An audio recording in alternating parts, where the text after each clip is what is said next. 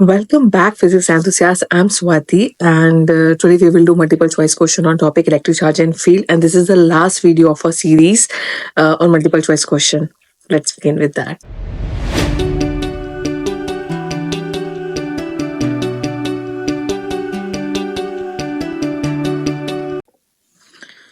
Okay, students. So the first question is, which statement is true for Gauss law?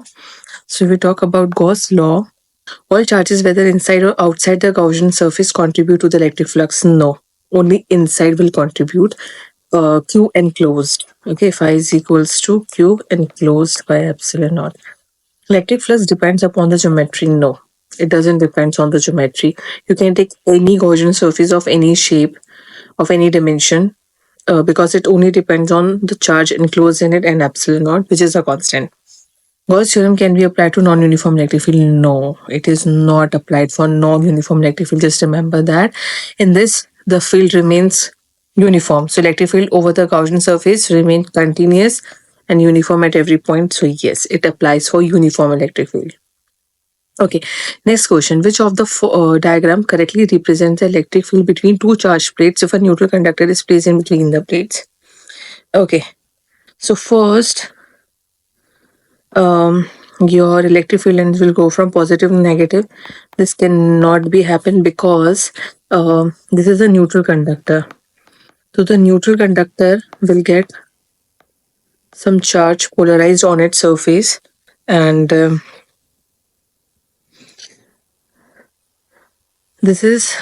it happens like this. If this is positive, then some negative charge will appear here and some positive charge will be here. There's a redistribution of charges, but the total charge remains zero only because it is neutral. So the positive charge will flow from the electric field will flow from positive to negative. It has arrow like this, and then from positive to negative it has arrow like this. So this is the best option. And also on the conductor, the field lines are perpendicular to its surface. So it is perpendicular. In this, they haven't shown any field lines goes inside the conductor, so it cannot be true. And here they haven't shown the field lines from here. So yeah, only D is the correct option. Next, the electric field due to a uniformly charged sphere of radius r as a function of a distance from its center is represented graphically by. So for a charged sphere, the electric field inside the sphere is 0.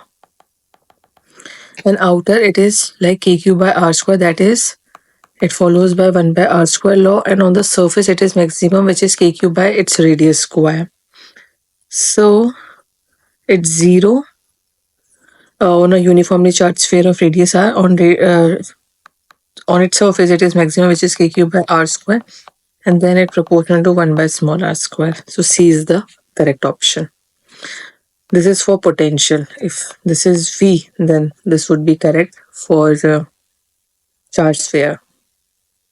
Okay, a positive point charge is brought near an isolated conducting sphere. Figure given below. The electric field is best represented by, again, a conducting sphere, so it's positive. So a negative charge will induce here and a positive charge will go there.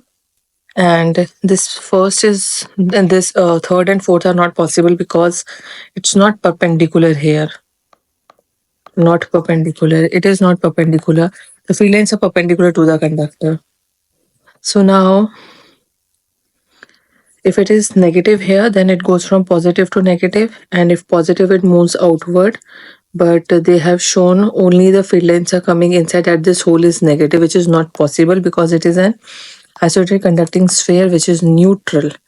So equal amount of positive and negative charge will induce on its two surface. Because of this positive charge, negative will induce on this surface and positive will induce on this surface. So figure first is the correct option. The electric flux through the surface. See, shape doesn't matter, any random shape, but with total charge plus Q only have the same flux. So it's the same for all the figures. Next, a hemisphere is uniformly charged positively. The electric field at a point on a diameter away from the center. If a hemisphere is charged positively, let's say this is a hemisphere and this is positively charged, the electric field at a point on a diameter away from its center. somewhere here. So this becomes a negative charge and the field lines will go perpendicular to the surface, perpendicular to the diameter, parallel to the diameter at an angle tilted towards no. It always go perpendicular. Just remember that. The electric plate placed in a non-uniform electric field. It is a non-uniform electric field, then a torque and a force. Both will act. Always a force and torque will act on the dipole. If it is in a uniform electric field, only torque will apply. Remember that. The dipole is stable at 0 degree and it is unstable at 180 degree, and both will be at equilibrium. At 90 degree, it is not at equilibrium. It has maximum torque in that state. Figure shows electric field lines in which the electric dipole P is placed as shown. Which of the following statement is true? C. Field lines are not that uniform. Here, electric field is less. Let's say this is A point, this is B point. So at B point, the electric fields are more close. So electric field at B is stronger than A. So the force at B is also greater than force at A. So here the force is B, and for the positive charge is in the direction of electric field, and it is in opposite direction. So since FB is greater than this, so the force on minus Q will be greater. So it will move to the left side. The dipole will not experience any force. If it is uniform, it will not experience. It will experience a force towards right and towards left. It will experience a force towards left because here the force is maximum, because electric field is maximum, because field lines are closer to each other. The negative charge will experience a force in the opposite direction of field lines, and positive charge will experience a force in the direction of field lines. Remember that. Okay, next, a positive charge plus Q is placed at a distance d from an isolated conducting plane. The field at a point P on the other side of the plane. Let's take this is a conducting plate. A plus Q charge is placed at a distance d from an isolated conducting plate. The field at a point P on the other side. Okay, so if it is a conducting plate, that this side will get negative, another will get positive. Again, polarized will happen. And if you see the field directly perpendicular to the plane and away from the plane, because it is positive, so it is perpendicular and it moves away. Directly perpendicular put towards the plane, no. Away from the plane because it is positive. And since it is a conducting plane, so it should be perpendicular. If it is a point charge, then it is radially away. Okay, so we have to check the field lines on the plane at a point P. The field at a point P on the other side of the plane. Okay. Next, if E dot ds is 0, that means charge is 0, flux is 0. The electric field inside the surface, and on it is 0. It is not necessarily that field is 0. E dot ds has EDS cos 90 degree also. It can be EDS cos 90 degree, and that is also 0. So it is not necessary that electric field only is 0. The electric field inside the surface is necessarily uniform. Doesn't make this 0 to be its uniform. The number of flux lines entering the surface must be equal to the number of field lines leaving it. Yes. Entering flux is equals to the leaving flux, then phi net is equals to 0. All charge must necessarily be outside the surface. Yes, there is no Q enclosed is 0, therefore E dot ds is also 0. Fine. C. E dot ds is equals to Q enclosed by epsilon naught. Okay, but this electric field is contributed by all the charge present. Okay, inside and outside. But here the phi is equals to E enclosed by epsilon naught, because in phi only enclosed charge will contribute. Just remember that.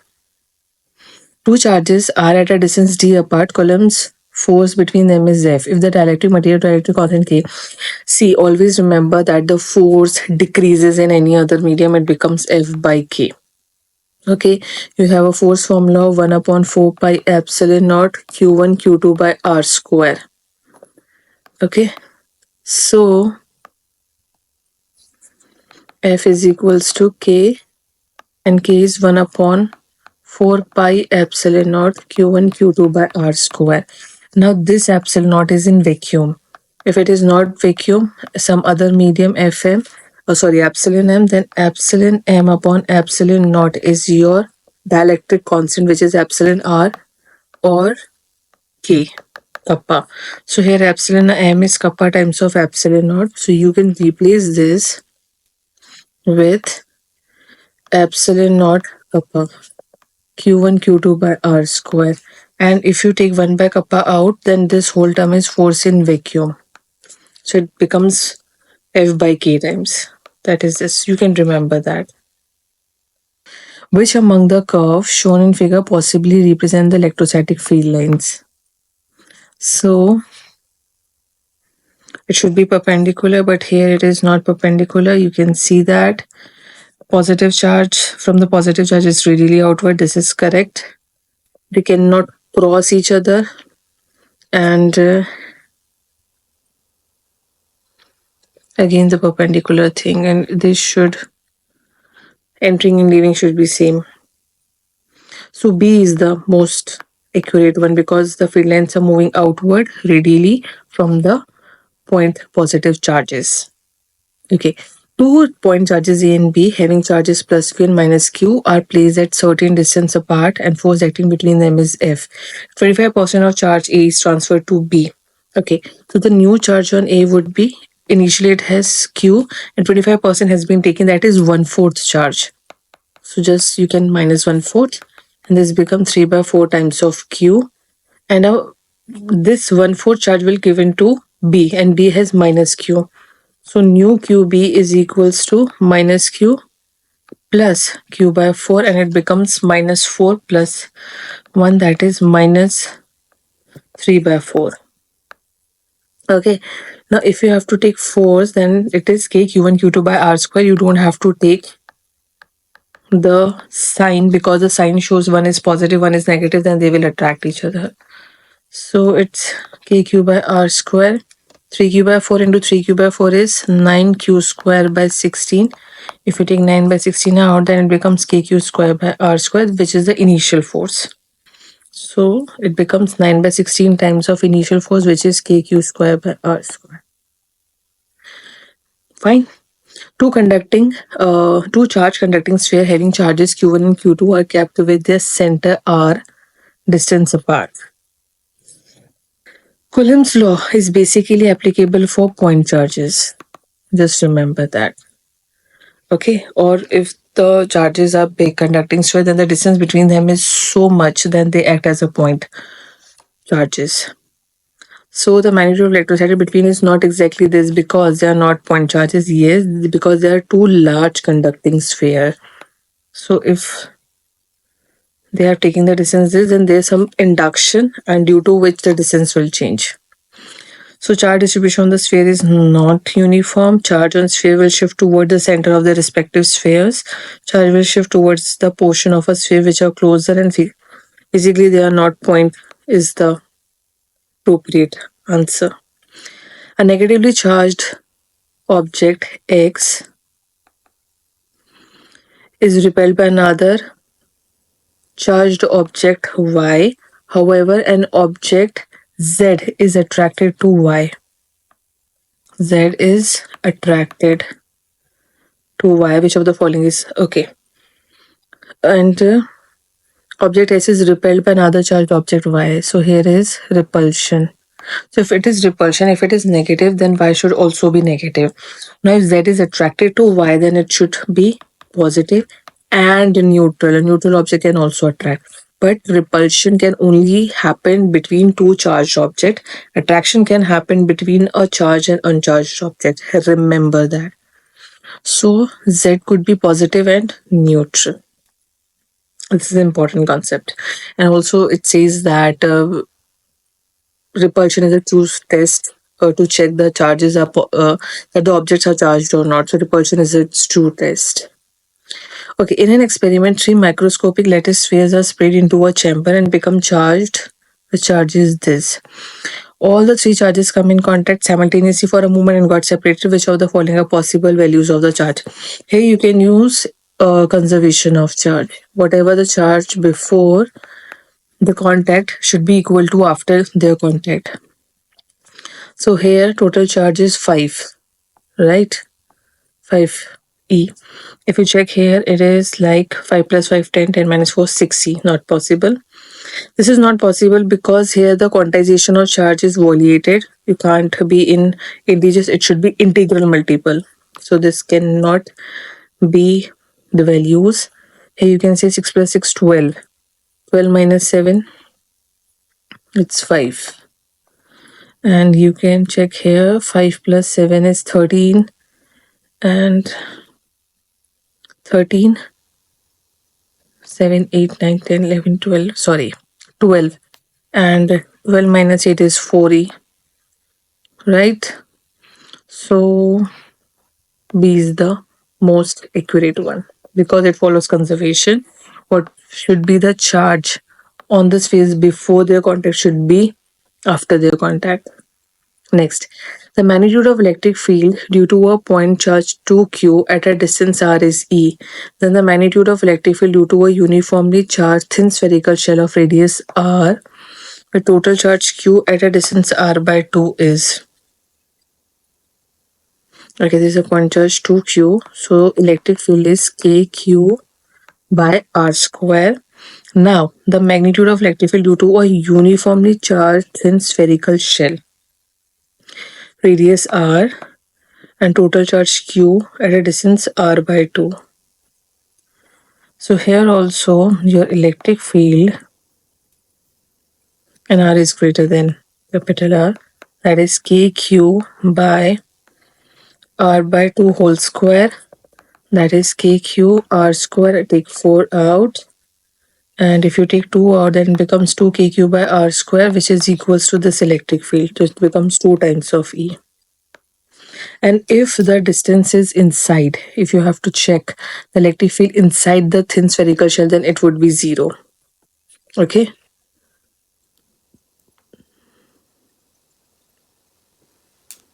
But here they have mentioned that R is very, very greater than capital R. Okay, 3 charges Q minus Q and Q naught are placed as shown in figure. This should be Q. Okay, the magnitude of the net force on the charge Q naught, because of this minus Q and this Q naught is positively charged, so there would be attraction. So the force is here, which is K Q Q naught by A square. And here there is a repulsion because this is positive, the force would be here, which is K Q Q naught by A square. So the resultant should be here, which is an angle of 90 degree. So both forces are equal. So you can take F net is equals to F, which is equals to K Q Q naught by A square. So it's F square plus 2F square cos 90 degree, because the angle between them is 90. This goes to 0. This becomes 2F square, which is root 2F or root 2 KQQ naught by A square. Just remember that. Okay. So if the angle is 60 degree, if theta is 60 degree, then F net is simply root 3F. If theta is 90 degree, then it is root 2F. And if theta is 120 degree, then it is simply F. These are the basic things which you can remember. It saves your time. 4 objects W, X, Y, and Z, each with charge plus Q, are held fixed at 4 points of a square of side D as shown in figure. Object X and Z are on the midpoints, okay, of a square. So the electrostatic force between exerted by object W on X here is F. Then the magnitude of the force exerted by object W on Z. Okay, if you check the force between these two, let's take it as F, which is equals to K. Each object have a charge of plus Q. So K, Q1, Q2 upon distance, and distance is D by 2. Because X is at the midpoint, X and Z are at the midpoints of the side. So this becomes square 4KQ square by D square. Okay, that is F. Now if you want to check, you have to calculate the magnitude of force exerted by W on Z. You have to calculate this distance. So this is D This is d by 2 and this is hypotenuse. So it should be d square plus d square by 4, which is 5d square by 4 under root. So it's root 5d by 2. And then the force F dash will become k q square because the charges are q and you have to square this. So it becomes 5d square by 4. 4 goes up. And 4 kq square by d square is this force. So you can take 5 out and this become F. So it becomes F by 5. Simple. A square sheet of side A is lying parallel to xy plane at z is equals to A. The electric field in the region is this. So flux phi is basically E dot A. E is given as CZ square K cap dot A is A square and your area element. So area element is if the sheet is in xy plane, so the perpendicular to it should be along z axis. Then it should be K cap. So if it is K cap dot K cap, so it's simply CZ square A square. So put C here and Z is equals to A, that is A square into A square, and it becomes CA to the power 4, which is A. Okay. Next, 2-point charges placed in a medium of dielectric constant 5 are at a distance r between them experiencing electrostatic force of F. And the electrostatic force between them in vacuum is, it's again very easy. Force in any medium is force in vacuum by dielectric constant decreases. So they have asked in vacuum, so it's kappa times of force in M. So dielectric constant is 5 and experience the force of this, so it becomes 5 times of F. Okay, if they have to ask the thing in medium, then it becomes upon 5. Next question is, consider an uncharged conducting sphere. A positive point charge is placed outside the sphere. Okay. Consider an uncharged conducting sphere. A positive point charge is placed outside the sphere. The net charge on the sphere is then, it's again 0 because it is uncharged. There will be induction of charges. Here a negative charge will induce, here a positive charge will induce, but total charge will remain constant. So negative and uniform distributed, no. Positive and uniform distributed, no. Negative and appears at a point on the surface of sphere close to the point charge. It appears, but also a positive charge will be on the other side of the sphere. So total charge will remain 0 only. A cylinder of radius r and length L is placed in a uniform electric field parallel to the axis of cylinder. So if this is the cylinder and this is its axis, so the electric field will be along this direction only. The total flux C. E dot ds is equals to flux. So here you can see that the n cap of this surface is here, n cap of this surface is here, and n cap of this surface is here. First, the n cap and electric field are 90 degrees, so no flux from this curved surface. If you check from here, the electric field and n cap in the same direction, so here the electric field is EDS. Okay, and here n cap and electric field are in opposite direction, so here it is minus EDS. Both has same ds because it is pi r square. Electric field is uniform, so this will cancel each other. This has a 0 component, so net electric field would be 0. So you have to check this dot, and this dot has an angle, but cos theta, and that theta is angle between E and normal to this surface. Wherever this surface is, find the normal, and that normal direction and E has the angle theta. Two parallel large thin metal sheets have equal surface density sigma. This is sigma, but of opposite sign, and this is minus sigma. So if you check the electric field, so due to a large thin metal sheet, it is sigma by 2 epsilon naught. So if it is positive, electric field will be here, move away, and for the negative, it towards the plate.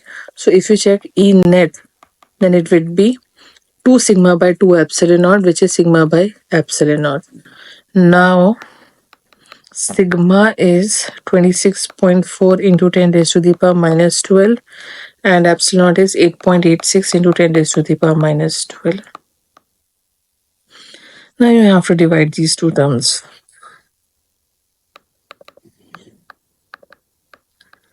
Let's take down the decimal, and 886 divided by 264.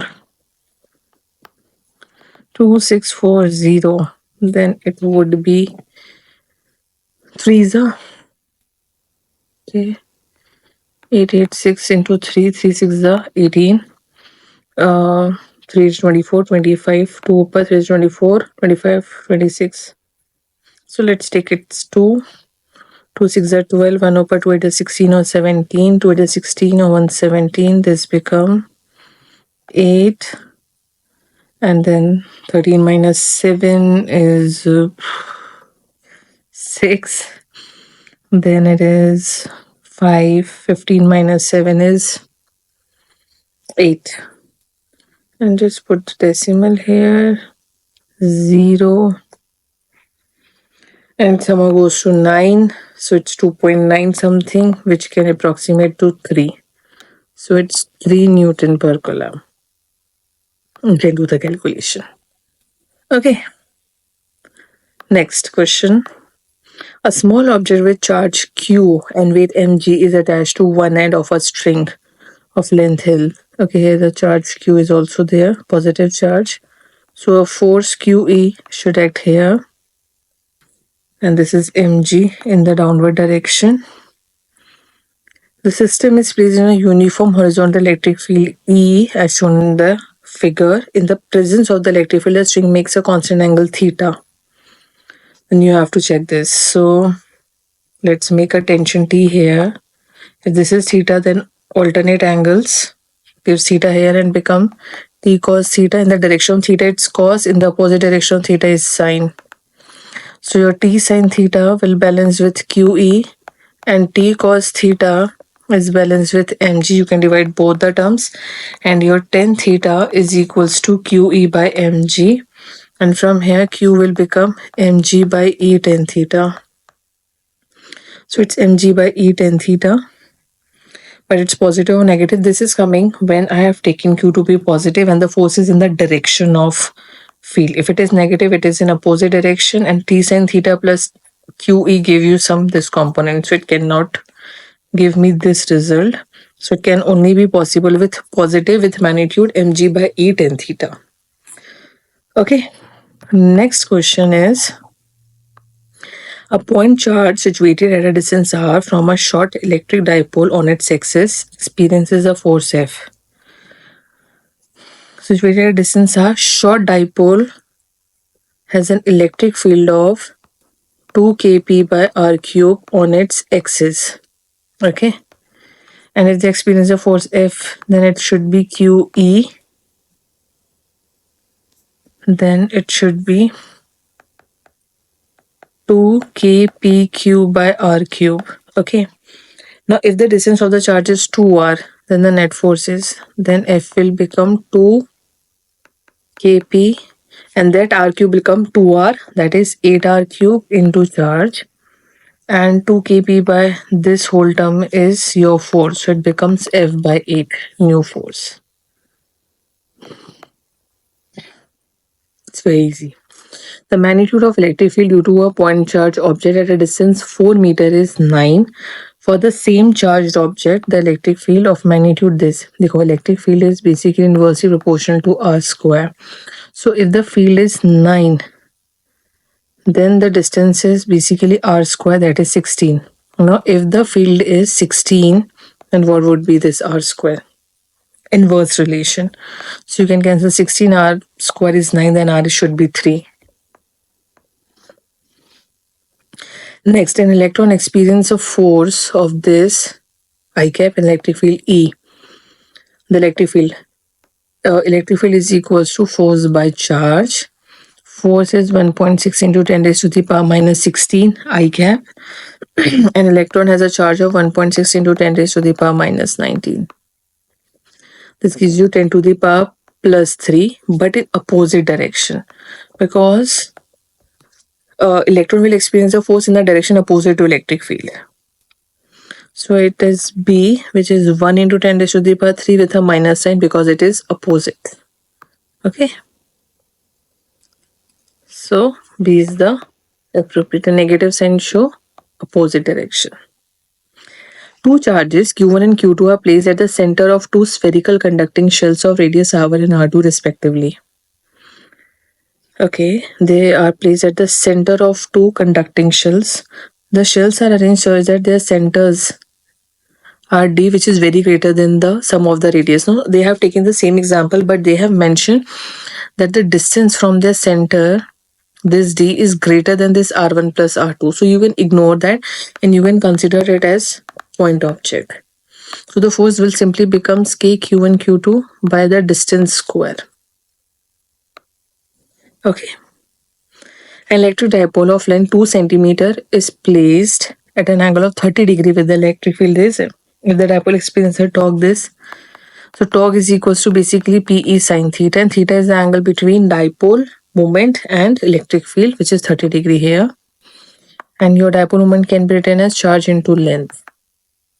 So the torque is basically 8 into 10 raised to the power minus 3. You have to calculate charge. The length is 2 centimeter, that is 2 by 100. Electric field is 2 into 10 raised to the power 5, and sine 30 is half. So it's 8 into 10 raised to the power minus 3.